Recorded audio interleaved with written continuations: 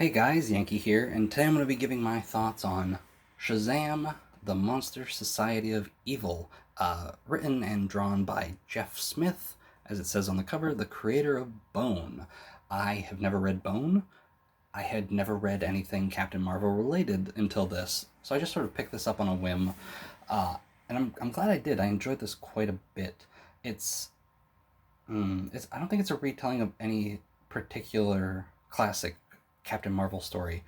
Um, but it just pulls a lot of elements from old Shazam comics and sort of repackages it into a four-issue miniseries, I believe it was, and just sort of does a little origin for Billy becoming Captain Marvel. And I really, really enjoyed this. I think this is a good introduction to the character and how he works, even though now I think it's like a group. So it's probably not the best introduction to what Shazam currently is. But if you want to read some old stuff, I think this is a good starting point.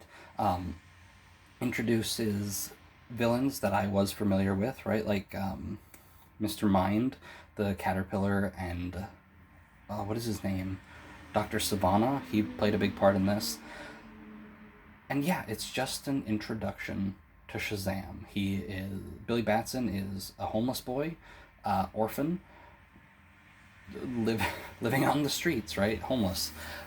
He's got a friend who's a homeless man that's giving him food every once in a while, and that's about it. And eventually, he is picked up by the wizard, given the powers to become Captain Marvel, and then he's just got to stop Mr. Mind, who is dropping like weird giant statues.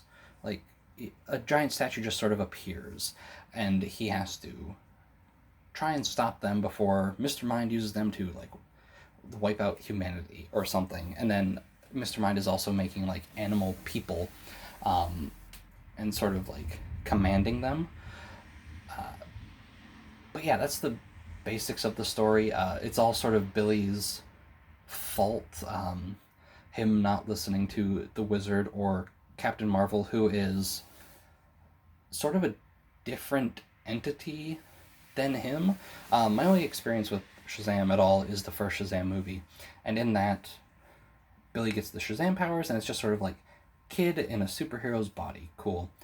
In this, Captain Marvel is like more of an aged up Billy, so he's like smarter and um, more composed and things like that. So it's very different in that regard for me. Um, so like when Billy is visiting the wizard's ghost or whatever, in I forget what it's called, but it's like a weird mountain with crazy stuff going on at the top that Billy's not supposed to go check out. Billy sneaks away, checks it out, and that's sort of what opens up this portal or whatever for Mr. Mind to get through. And I think all of that's really cool. The problem basically stemming from Billy messing around is good. We go and visit Mary Marvel. She gets introduced.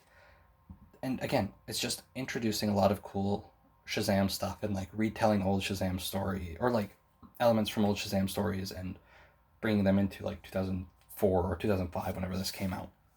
So overall, story's really cool, simple.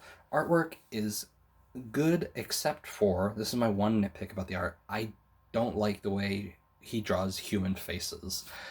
Everything else looked fine. I liked it a lot. Just the faces I couldn't get past. I thought they looked very bad.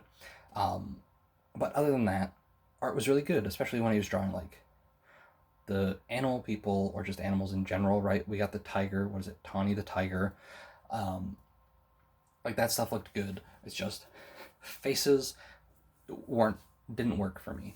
Um, the actual best part of this book, though, for me, which the book was enjoyable. I enjoyed reading it. I had a good time with it. The ending where they just sort of look at old Captain Marvel stuff that Jeff Smith picked up and put into this. So in the beginning, when Billy gets his powers, the wizard gets crushed by a giant block. And I remember reading that and just being confused, and I'm like, this has to have been something from like the 40s or whatever time Captain Marvel originally came out, because it just seems so odd. Like the wizard gives Billy his powers, and then there's a giant brick above him being held in the air by like a tiny string, and then the string snaps and crushes the wizard, and he's dead. And in the back of this book, they show the panel where that happened originally. And so, like, that was really cool. Just, like, that look at Captain Marvel stuff in the past. I enjoyed that a lot. Overall, I think this book is great. I think if you're interested in reading Captain Marvel or any Shazam stuff, it's a cool little starting point. It gives you his origin. You get to look at sort of what his powers can do. You're introduced to a couple of his villains. A really cool book and very enjoyable. And it makes me very interested to check out Bone, which I've never really read. Like, I remember seeing it around growing up. But I'm interested in checking that out now, because I do think Jeff Smith did a good job with this comic. So yeah, those are my thoughts on Shazam, the Monster Society of Evil. Thanks for watching, and I'll see you guys next time.